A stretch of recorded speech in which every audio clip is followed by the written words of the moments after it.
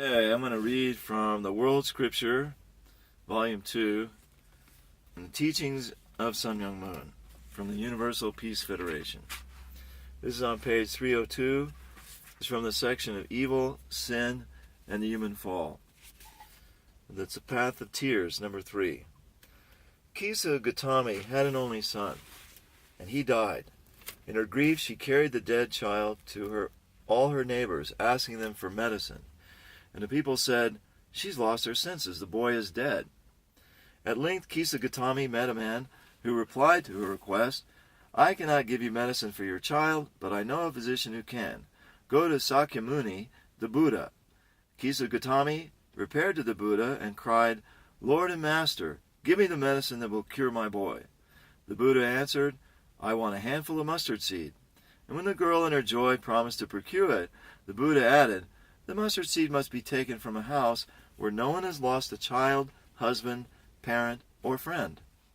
Poor Kisa Gautami now went from house to house. The people pitied her and said, "Here's the mustard seed, take it." But when she asked, "Did a son or daughter, a father or mother die in your family?"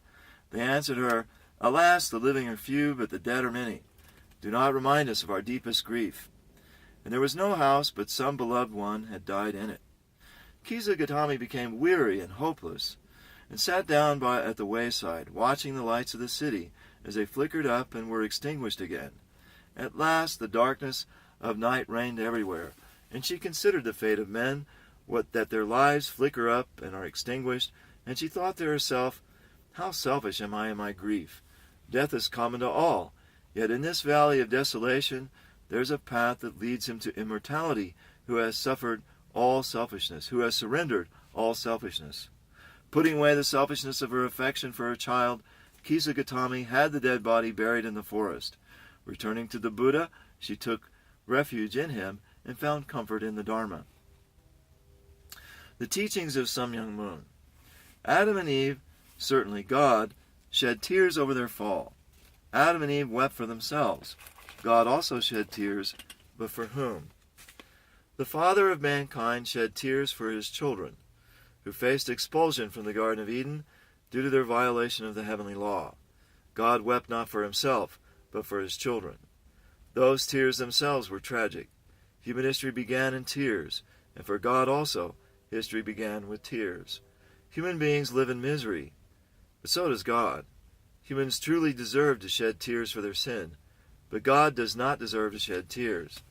The history of tears that began with the first human ancestors has expanded down through the generations to all of humanity throughout the world. Human history is stained with repeated tears of suffering and struggle and brokenheartedness.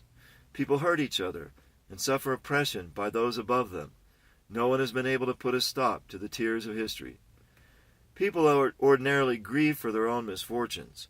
Nevertheless, more than for ourselves or for our family's misfortunes or our nation's misfortunes, we should grieve for the world's pain. Everyone has been grieving over his or her own misery, or at least over their family's sorrow, or their nation's suffering, but what they should focus on is the sorrow of the world. For this we have to change and reverse the purpose of tears. We still grieve, but for a different purpose. We need a reorientation to the other kind of tears, the tears that God sheds when he weeps in sorrow over the situation of humanity. God's eyes are always filled with tears, but his tears are for others and never for himself. Where can we truly find happiness? First, we should find a way to overcome our own tears.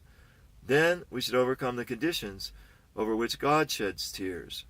Then, we can find happiness. Why? The history of tears for both God and humans began as a result of the human fall. Therefore, we should return to the time before the fall when there were no tears.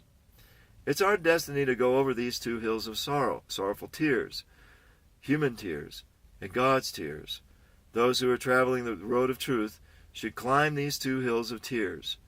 We should shed tears over the misery of humanity and taste many situations of human suffering.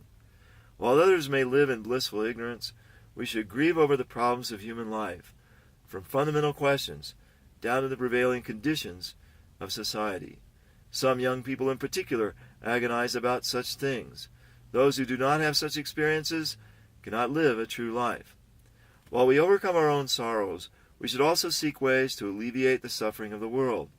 Nevertheless, grappling with the suffering and misery of human life is not sufficient to bring a lasting solution. We must go deeper and uproot the fundamental cause of tears.